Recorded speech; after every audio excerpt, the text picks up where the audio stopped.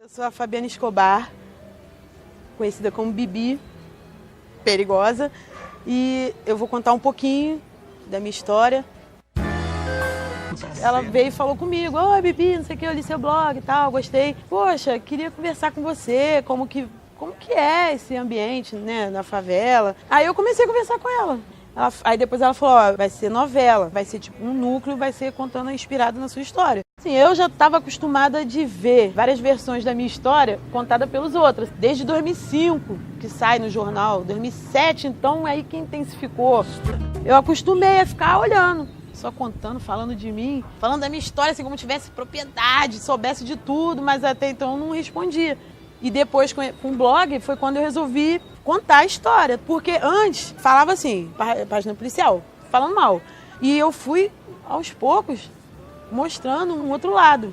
As coisas não foram assim, como eu falei, acordei, hoje eu vou fazer isso de errado.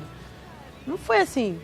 Tem toda uma história, um contexto por trás. E largar, sem chance, eu nem sonhava. Eu conheci ele desde criança. Então a gente era muito cúmplice, assim, de conversar. Então eu era tipo o caixinha de segredo ali dele.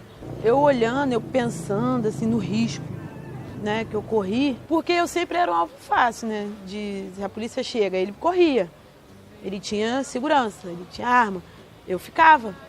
Então eu que nem abria a porta, que eles arrombavam. É uma sequência de coisas que você vai fazendo e vai aumentando, e chega uma hora que já é normal.